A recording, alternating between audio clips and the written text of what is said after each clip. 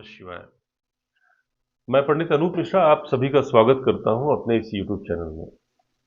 मित्रों, आगे बढ़ने के पूर्व आपसे पुनः आग्रह कि यदि आपने अभी तक चैनल को सब्सक्राइब नहीं किया है, ज्योतिष और वास्तु के विषय को आप पसंद करते हैं, कुछ अतिरिक्त ज्ञान अर्जन करना चाहते हैं, तो इस चैनल को सब्सक्राइब करें, क्योंकि हम यहाँ पर आपको वास्तु और ज्योतिष के बारे में जो भी बताते हैं, एकदम आसान शब्दों में बताते हैं, जो कि आपको आसानी से समझ में आ जाए। और बेल आइकॉन दबाएं ताकि हमारे आने वाले वीडियो की नोटिफिकेशंस आपको समय से प्राप्त हो। एक बात और कि यदि आपको वीडियो पसंद आता है तो इसे लाइक करें, अपने मित्रों को शेयर भी करें। मित्रों, आज का हमारा विषय है सीढ़ियाँ। आपके वास्तु में सीढ़ियों का स्थान और इसके बारे में अन्य चर्चा हम करेंगे। मित्रों, वास्तु में आपका जो वास्तु यानी आपका गृह है, इसमें ऊर्जा का मुक्त संचरण अत्यंत आवश्यक है।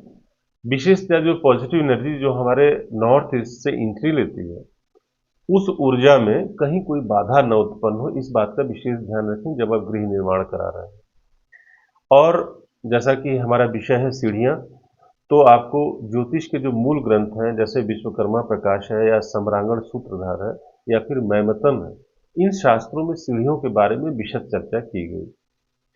लेकिन पुराने समय में सीढ़ियों के नीचे शौचालय इत्यादि का प्रावधान, शौचालय तो वास्तु के अंदर होता ही नहीं था, इसलिए इस विषय पर कोई चर्चा नहीं की गई।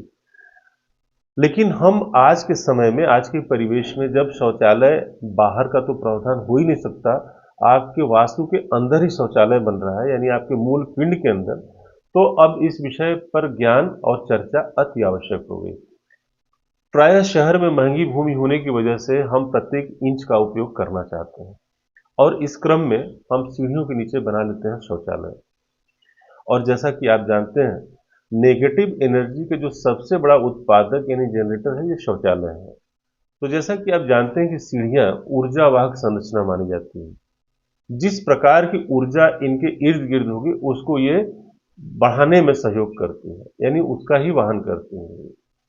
तो यदि आपने सीढ़ियों के नीचे शौचालय बना लिया, जो कि नेगेटिव एनर्जी का जनरेटर है, तो इससे क्या होगा, दुष्परिणाम ये होगा कि आपके घर में नेगेटिव एनर्जी की अधिकता हो जाएगी और पॉजिटिव एनर्जी की कमी हो जाएगी।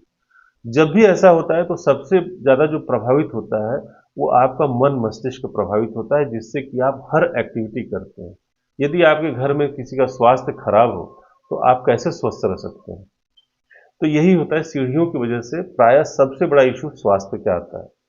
यदि नेगेटिव एनर्जी आपके घर में फ्लो बढ़ेगा तो स्वास्थ्य की समस्या होगी। तो इसलिए सीढ़ियों के नीचे शौचालय का निर्माण तो एकदम न करें। शास्त्रों में तो यहां तक कहा गया कि ऊपर उठती सीढ़ियां आपके प्रगति में सहायक होती हैं यदि उचित ढंग से बनी हो। स्थान के बारे में जहां तक बात है, हमने पहले भी किया है कि पश्चिम और दक्षिण मध्य में सीढ़ियों का प्रमुख स्थान माना गया।